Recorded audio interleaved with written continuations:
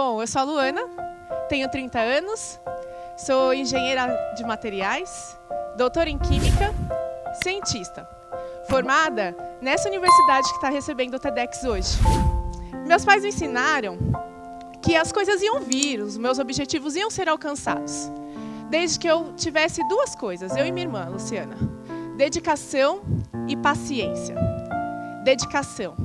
Enquanto meu pai dizia: Luana, dá o seu melhor, a minha mãe soltava você não faz mais do que obrigação.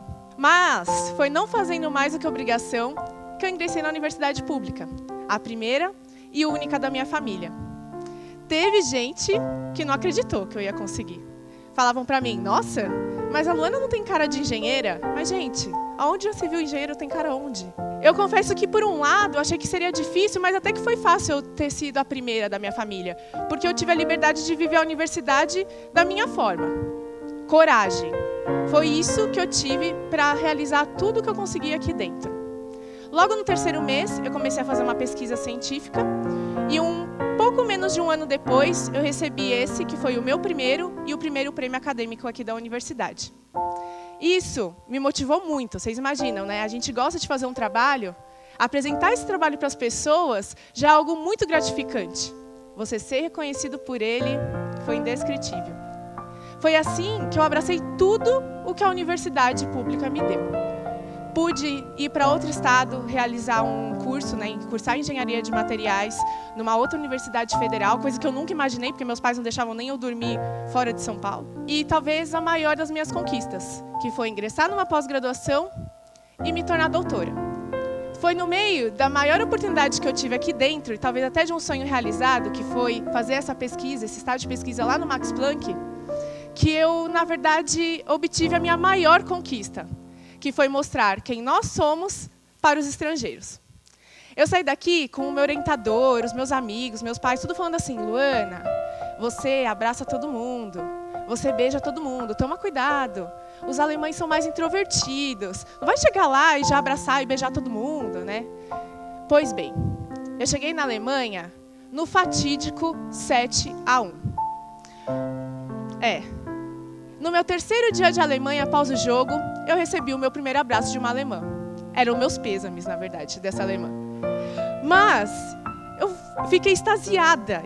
Eu saí do laboratório pisando em nuvens, só querendo chegar no meu laptop e mandar um e-mail para as pessoas ou mandar uma mensagem falando: eu recebi o abraço de uma alemã. E aí eu entrei no meu escritório, dei de cara com um dos meus colegas de trabalho, alemão, e a primeira coisa que eu fiz foi dar um beijo e um abraço no alemão.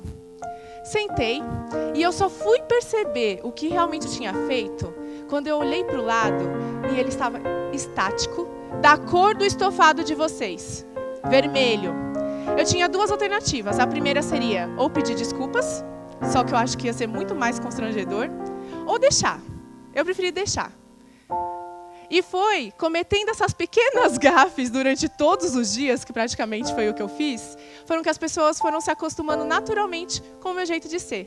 Até que meses depois, no meu aniversário, estava todo mundo me abraçando, me beijando. Na minha despedida, eu recebi um abraço do meu chefe, me agradecendo, me desejando boa sorte. E naquele momento, eu nunca dei tanto valor a um abraço.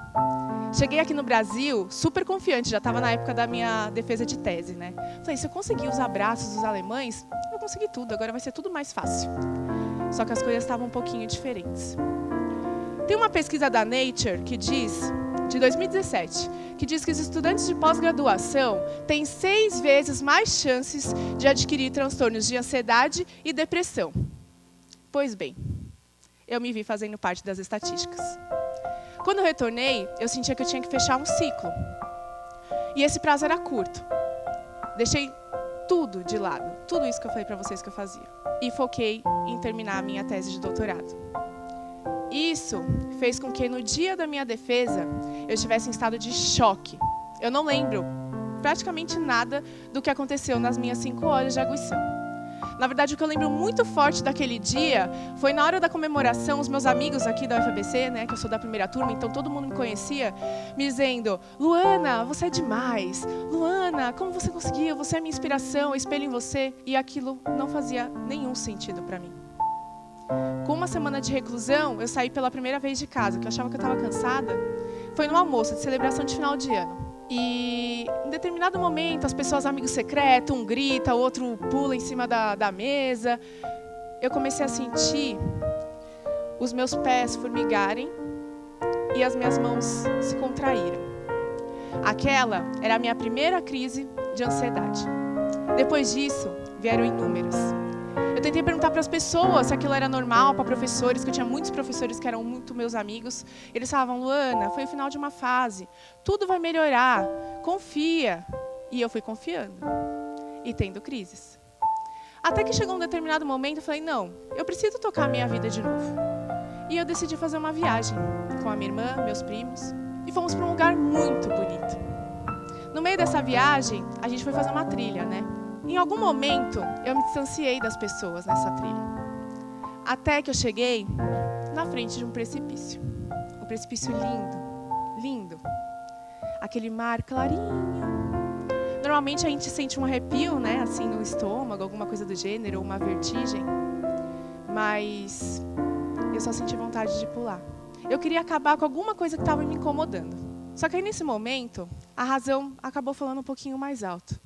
Eu pensei na minha mãe, que estava em São Paulo, doente, teria que talvez vir para aquela cidade para resolver alguma coisa. Pensei na minha irmã, porque se eu pulasse, a minha irmã ia ser indiciada, meus primos iam ser indiciados, ou o que seja. E foi aí que eu decidi que, se não fosse por mim, seria por eles que eu ia continuar. Momentos depois, eu pensei, uns 5 minutos depois, que se eu tivesse decidido pular naquele momento, eu não ia presenciar isso mais. Não foi fácil. Depois ainda dessa oportunidade, eu tive crises, muitas crises. Eu criei fobias. Eu tinha fobia de pessoas, eu tinha fobia de lugares fechados, fobia de me apresentar em público, fobia de ruídos. Eu comecei a me perder. Eu perdi o meu jeito de ser, perdi peso, 17 quilos. Perdi motivação de trabalhar, e isso é horrível para quem faz ciência, pesquisa, né? Porque a gente tem que fazer artigos, eu não conseguia escrever. Só que o problema maior foi começar a perder pessoas. Comecei a perder as pessoas. E foi nesse momento que eu falei, eu preciso pedir ajuda para alguém, porque até então eu não tinha coragem de contar para ninguém, meus pais não sabiam, meus familiares não sabiam. E aí eu fui numa palestra. Nessa palestra eu ouvi que a gente precisa ter coragem. Lembra aquela coragem que eu falei de fazer as coisas? Sim. Coragem para levantar. E aí eu fiquei pensando, levantar, mas como que eu vou fazer isso, né? Como cientista, a gente pensa na forma mais objetiva, né? Comecei a me levantar.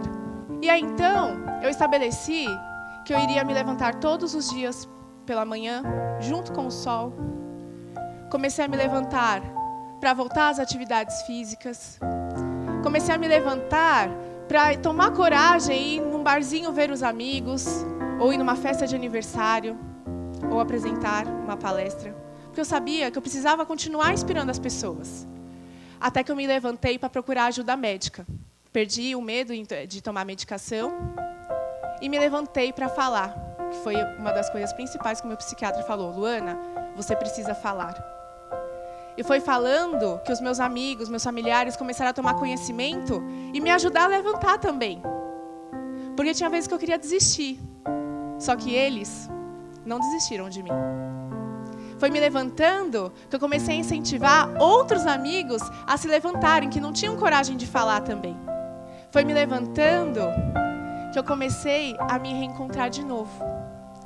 E a ser eu mesma outra vez.